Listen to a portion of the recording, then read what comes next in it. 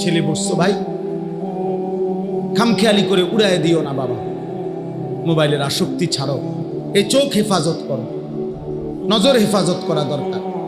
আপনারা বয়স্ক মাঝ বয়সী, আপনাদের কাছে যাদের টেলিভিশন দেখার বদভ্যাস, চাচা আপনি ছেড়ে দেন, অনুরোধ করলাম। চা দোকানে বসেন, চা খাওয়া দরকার। চা দোকানদারের লগে আমার কোনো ঝগড়া নাই, কথা বোঝেন নাই আমার। আপনি চা খাইতে গেছেন, চা খান, চা খাই আপনি চলে আসেন, টেলিভিশন দেখেন কেন? আপনি নাচ গান দেখেন কেন? আপনি নাটক সিনেমা দেখেন কেন? আপনার ঘর থেকে টেলিভিশন নাচ গান কিভাবে বন্ধ করবেন আপনি উদ্যোগ নেবেন।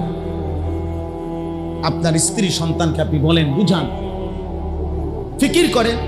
না, সম্ভব না, ডাইরেক্ট ফয়সালা দিয়ে আলাই, আগেই হইতো না হুজুর, যত কথাই কোন হইতো না, এটা মিথ্যা কথা। আপনি বলতে থাকেন, মূলত হেদায়েত তো দিবে কে?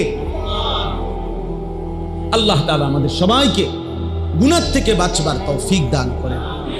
গুনাহ মুক্ত হওয়া জরুরি।